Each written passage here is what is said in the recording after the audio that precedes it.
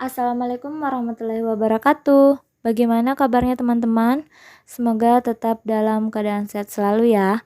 Pertama-tama saya ucapkan selamat kepada teman-teman yang telah lolos seleksi administrasi dan sedang menunggu seleksi tahap kedua, yaitu seleksi kompetensi dasar atau SKD. Nah, bagi teman-teman yang akan lanjut ke tahap kedua, yaitu seleksi kompetensi dasar, maka saya sarankan untuk wajib membaca surat edaran Kepala BKN nomor 7 tahun 2021 tentang prosedur penyelenggaraan seleksi dengan metode CAT BKN dengan protokol kesehatan, pencegahan dan pengendalian COVID-19. Mengapa ini penting dibaca? Karena ini menyangkut tentang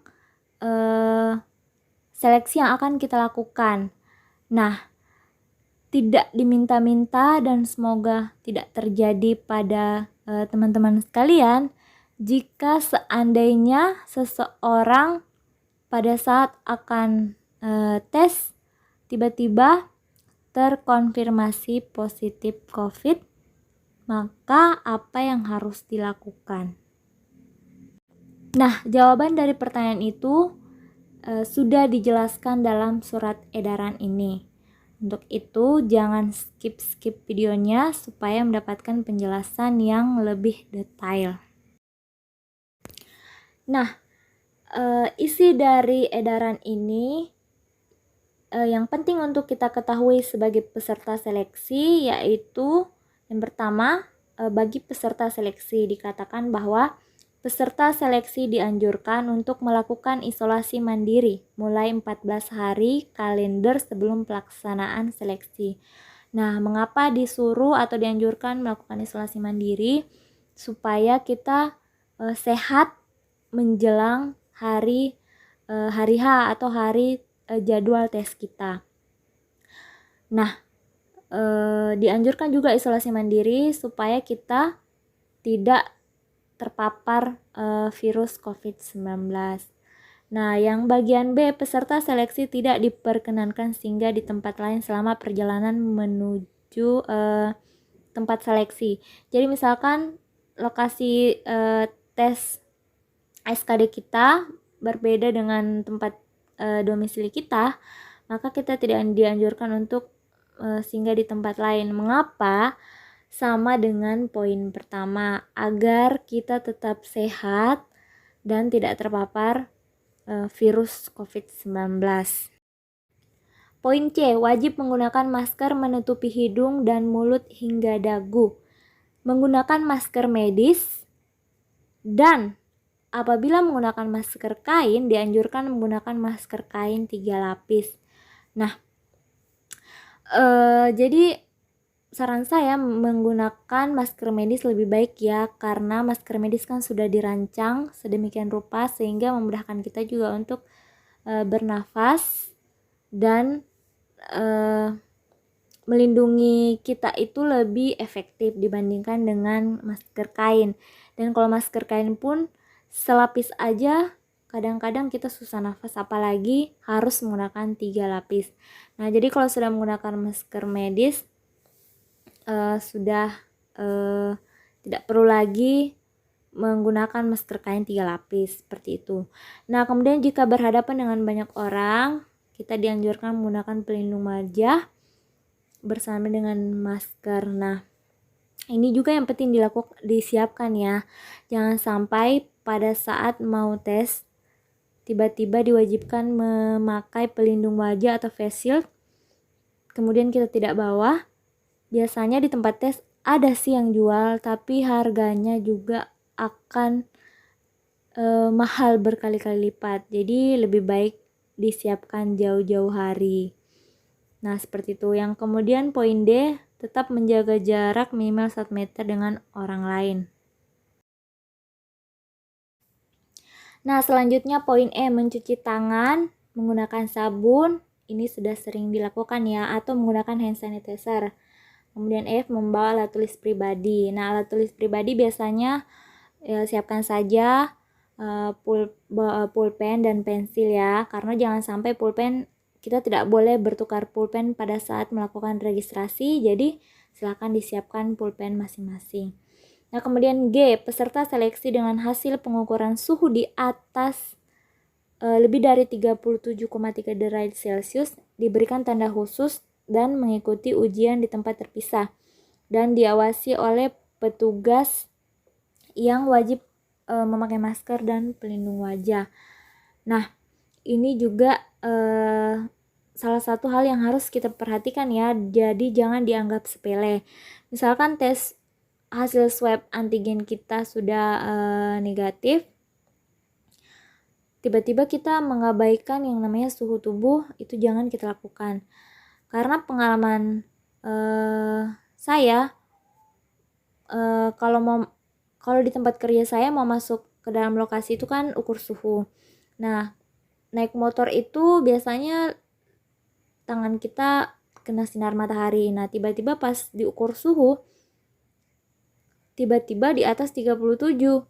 Nah, ini yang harus dihindari. Jadi sebelum melakukan pengecekan suhu, kalau dari daerah panas, lebih baik kita berteduh sebentar agar suhu tubuh kita itu tidak di atas 37,3, karena biasanya kalau dari daerah panas ya otomatis tubuh kita itu masih panas.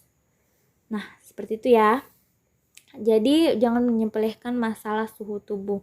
Kemudian yang bagian H, peserta seleksi yang berasal dari wilayah yang berbeda dengan lokasi ujian mengikuti ketentuan protokol perjalanan.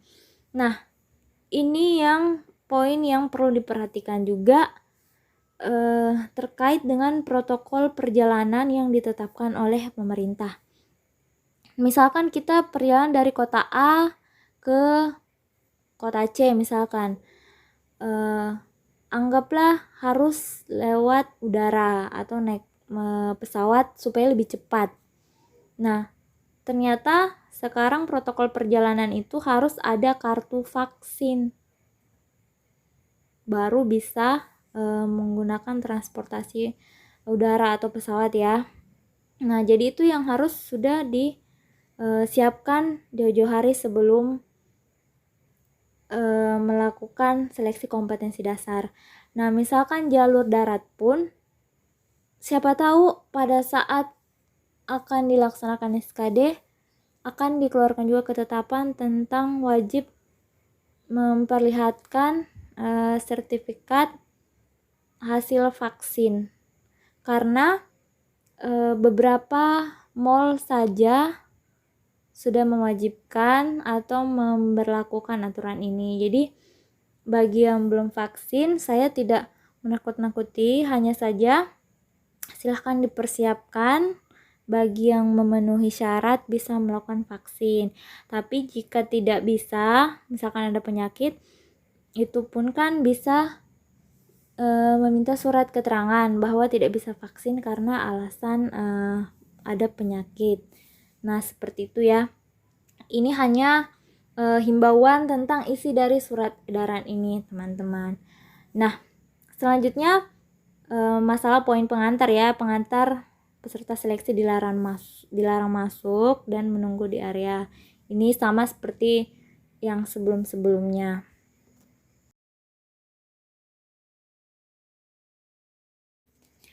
Nah, selanjutnya prosedur penyelenggaraan seleksi. Nah, yang pertama, sebelum berangkat, peserta diharuskan dalam kondisi bersih, mandi dan mencuci rambut. Ini sudah pasti ya.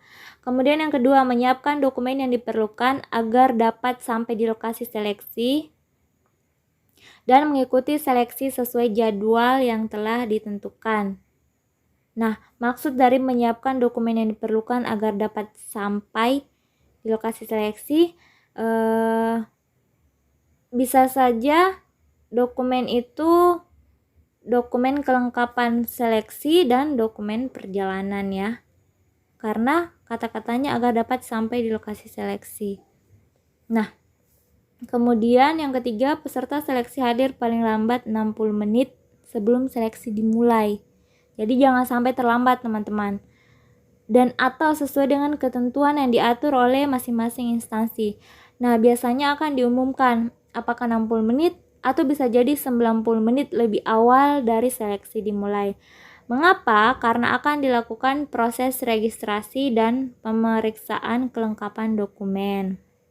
Seperti itu. Nah, yang keempat, peserta seleksi datang ke lokasi seleksi dengan memakai masker. Nah, selanjutnya yang kelima, pengantar seleksi berhenti di drop zone yang sudah ditentukan. Yang keenam, pengantar seleksi dilarang menunggu atau berkumpul di sekitar lokasi seleksi. Yang ketujuh, akan ada anggota kepolisian yang ditugaskan memastikan tidak ada kerumunan. Yang kedelapan, peserta seleksi wajib diukur suhu tubuhnya. Nah, suhu tubuh di sini menjadi poin yang sangat penting untuk diperhatikan. Karena ada poin 9 yang mengatakan peserta seleksi yang suhu tubuhnya di atas 37,3 derajat Celcius dilakukan pemeriksaan ulang paling banyak 2 kali. Ya, jadi saya ulangi ya, pemeriksaan ulang paling banyak 2 kali dengan jarak waktu pemeriksaan 5 menit dan ditempatkan pada tempat yang ditentukan. Jadi maksimal dicek suhu tubuh itu hanya 2 kali. Nah, jadi saran saya kalau teman-teman dari daerah panas seperti yang saya utarakan tadi, usahakan mencari tempat yang teduh dulu supaya suhu kita itu tidak panas atau di atas 37,3. Karena apabila pada pemeriksaan yang kedua tetap di atas, maka akan beresiko SKD kita itu ditunda. Seperti poin yang akan dijelaskan selanjutnya ya. Nah, ini yang nomor 10, peserta seleksi yang suhu tubuhnya kurang dari 37,3, maka ini aman ya. Jadi dia langsung menuju ke bagian registrasi untuk diperiksa kelengkapan yang dipersyaratkan seperti KTP asli. Nah, jadi kita wajib membawa KTP asli. Kalau tidak ada KTP asli, maka kita membawa surat keterangan pengganti KTP asli yang masih berlaku. Nah, kalau tidak ada lagi kartu keluarga asli. Kalau tidak ada lagi fotokopi atau salinan kartu keluarga yang dilegalisir oleh pejabat yang berwenang. Dan kartu peserta seleksi. Nah, jadi ada 2 ya. KTP dan kartu peserta seleksi. Nah, poin ke-11, dalam pemeriksaan kelengkapan yang dipersyaratkan seperti KTP, suket pengganti KTP atau KK, peserta seleksi membuka masker untuk memastikan bahwa peserta seleksi yang datang adalah peserta seleksi yang terdaftar. Ya, karena pada zaman sebelum COVID pun masih banyak orang-orang yang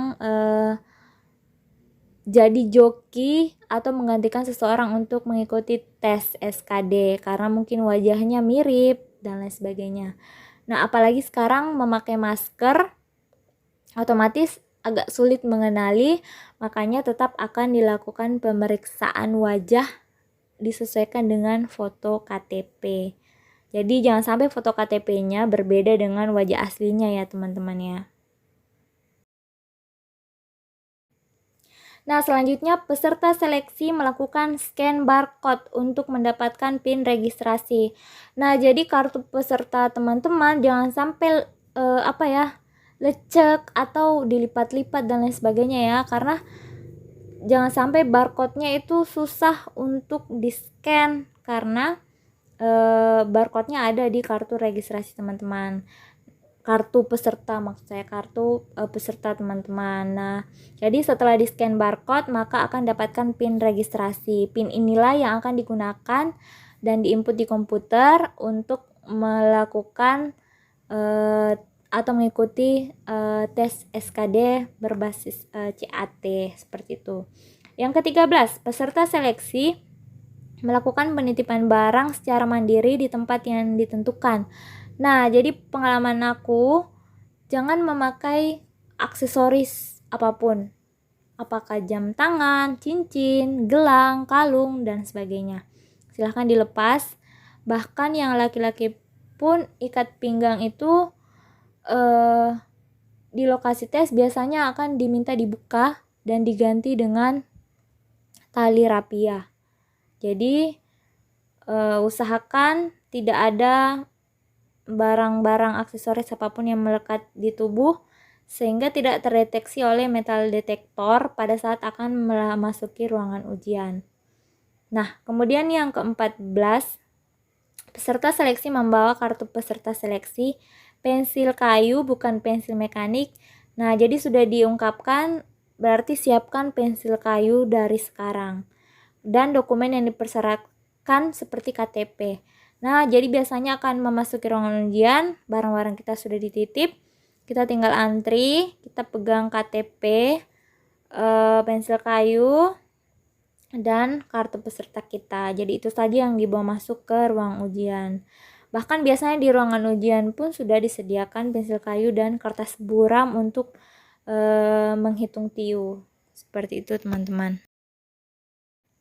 Nah, selanjutnya petugas melakukan pemeriksaan atau cek body menggunakan alat metal detektor dengan menyesuaikan jarak sensor serta tetap memakai masker dan pelindung wajah. Nah, jadi ini yang saya katakan tadi ya, jangan memakai aksesoris apapun karena kalau ada yang terdeteksi metal detektor itu akan memperlama proses pemeriksaan kita. Jadi biasanya juga akan ada pemeriksaan fisik, tapi tenang, akan tetap diperiksa sesama jenis ya. Jadi yang laki-laki diperiksa oleh laki-laki, perempuan juga oleh petugas perempuan.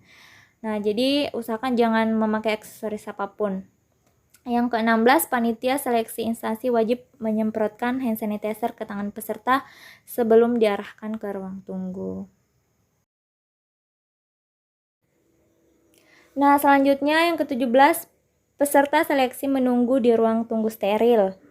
Kemudian 18, tim pelaksana akan mengarahkan peserta ke dalam ruangan seleksi. 19, tim pelaksana CAT menyediakan kertas buram sekali pakai ini untuk mengerjakan soal TIU. Kemudian 20, peserta seleksi selama mengikuti seleksi CAT wajib melapor apabila ada keluhan kesehatan. Kemudian yang ke-21, peserta seleksi dapat keluar dari ruangan seleksi apabila sudah menyelesaikan soal seleksi dan sudah mencatat hasil skornya. Nah, ini yang sangat penting ya. Jadi teman-teman kalau selesai tes silahkan dicatat hasil skornya, apakah di kartu ujian atau di kertas boremian tadi, karena itu tidak apa-apa dibawa keluar dari ruangan ujian. Jadi tolong dicatat, jangan hanya diingat tapi dicatat ya. Karena tidak bisa difoto karena kita tidak ada handphone, jadi silahkan dicatat. Nah, selanjutnya setelah kita keluar dari ruangan ujian, kita bisa mengambil barang kita yang dititipkan di tempat penitipan secara tertib dan segera meninggalkan lokasi seleksi. Kemudian hasil seleksi CAT biasanya bisa disaksikan secara live scoring melalui media online dan link yang dibagikan sebelum penyelenggaraan seleksi. Kemudian yang ke-24, hasil seleksi CAT tiap sesi biasanya akan dicetak dan diunggah di situs web resmi instansi dan biasanya juga hasil tiap sesi yang dicetak tidak ditempel. Nah, kalau sebelum-sebelumnya itu kan ditempel di papan pengumuman. Tapi karena sekarang lagi pandemi, maka tidak ditempel karena takutnya akan menimbulkan kerumunan. Nah, itu tadi bagi yang lolos dari pemeriksaan awal ya, yang suhu tubuhnya di bawah 37,3 derajat Celcius. Nah, bagaimana dengan peserta yang hasil pemeriksaan keduanya untuk suhu tubuh tetap memiliki suhu tubuh di atas 37,3 derajat Celcius, maka akan berlaku ketentuan yang pertama. Peserta seleksi akan diperiksa oleh tim kesehatan. Nah, apabila tim kesehatan ini yang telah memeriksa merekomendasikan peserta tetap dapat mengikuti seleksi, maka alhamdulillah peserta seleksi masih dapat mengikuti seleksi dengan ditangani petugas khusus dan ruang seleksi terpisah. Jadi masih bisa mengikuti seleksi, masih bersyukur ya. Nah, yang kedua, apabila tim kesehatan merekomendasikan peserta seleksi tidak dapat mengikuti seleksi, nah ini yang cukup beresiko ya, maka peserta seleksi diberikan kesempatan mengikuti seleksi pada sesi cadangan sesuai rekomendasi tim kesehatan dengan jadwal yang ditetapkan BKN. Nah, jadi yang sesi cadangan ini kita belum tahu apakah, karena masih menunggu jadwal yang ditetapkan BKN, apakah sesi cadangannya itu pada hari yang sama atau pada minggu yang sama atau bahkan akan dirilis kemudian. Seperti itu. Nah, selanjutnya yang bagian C, tim kesehatan akan membuat surat rekomendasi yang menyatakan peserta itu dapat atau tidak dapat mengikuti seleksi, yang merupakan lampiran yang tidak terpisahkan dari surat edaran. Kemudian yang bagian D, terhadap rekomendasi tim kesehatan yang dimaksud pada poin C, panitia seleksi instansi akan berkoordinasi dengan BKN. Nah, poin E, apabila peserta seleksi tidak mengikuti seleksi pada sesi cadangan, maka peserta seleksi dianggap gugur. Nah, selanjutnya bagaimana dengan peserta yang terkonfirmasi positif COVID-19? Nah, bagi peserta seleksi yang telah terkonfirmasi positif COVID dapat mengikuti seleksi dengan ketentuan. Yang pertama, bagi peserta seleksi yang telah terkonfirmasi positif COVID dan sedang menjalani isolasi diwajibkan melaporkan kepada instansi yang dilamar. Kemudian instansi tersebut akan bersurat kepada Kepala BKN disertai bukti surat rekomendasi dari dokter dan atau hasil swab PCR dan keterangan menjalani isolasi dari pejabat yang berwenang. Nah, jadi ini terkait dengan pada saat kita mengisi deklarasi sehat ya di akun kita, apakah ada gejala dan lain sebagainya. Mungkin terkait seperti itu, apakah kita pernah terkonfirmasi positif atau sedang positif COVID dan menjalani isolasi mandiri atau isolasi di rumah sakit. Nah, seperti itu. Jadi kita tetap harus melaporkan sesuai dengan realita atau apa yang sebenarnya terjadi.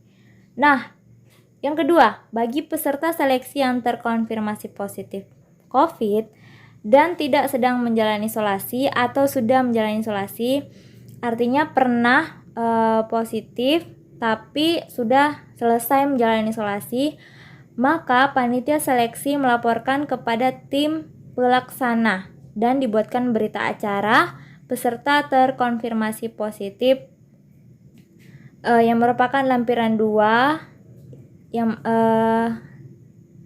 dan tidak terpisahkan dari surat edaran ini dan dapat mengikuti seleksi sesuai jadwal yang ditentukan. Nah, jadi untuk peserta yang terkonfirmasi positif COVID ada 2 kemungkinan. Yang pertama, jika terkonfirmasi positif dan sedang menjalankan isolasi, maka jadwalnya itu akan dijadwalkan ulang oleh BKN. Kemudian yang kedua, apabila terkonfirmasi positif tapi sudah selesai menjalani isolasi, maka bisa mengikuti seleksi sesuai jadwal dengan berita acara yang dibuat oleh tim pelaksana.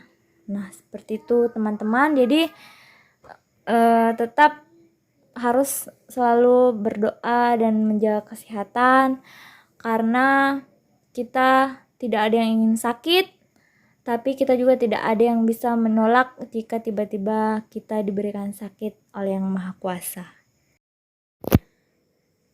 Yang ketiga, surat panitia seleksi instansi sebagaimana yang dimaksud pada angka 1 memuat permohonan agar peserta seleksi CPNS yang telah terkonfirmasi positif COVID untuk dapat dijadwalkan di akhir seleksi di lokasi tempat peserta tersebut mengikuti seleksi atau lokasi BKN terdekat. Jadi ini yang poin 1 yang tentang yang terkonfirmasi positif tapi sudah selesai melaksanakan isolasi. Nah, yang keempat, surat panitia seleksi instansi. Sebagaimana yang dimaksud pada angka 1, BKN akan mengatur kembali jadwal peserta seleksi CPNS yang telah terkonfirmasi positif COVID dan sedang menjalani isolasi. Nah, jadi kalau sedang menjalani isolasi, maka tetap dapat melaksanakan SKD, tapi jadwalnya akan diatur kembali oleh BKN. Nah, jadi seperti itu teman-teman tentang prosedur pelaksanaan SKD apabila terkonfirmasi positif COVID-19. Sampai di sini dulu teman-teman video kali ini, semoga bermanfaat, semoga tetap sehat dan dapat mengikuti SKD dengan lancar dan dimudahkan dan lulus ke tahap berikutnya. Jangan lupa untuk subscribe, like, comment, and share ya. Terima kasih. Assalamualaikum warahmatullahi wabarakatuh.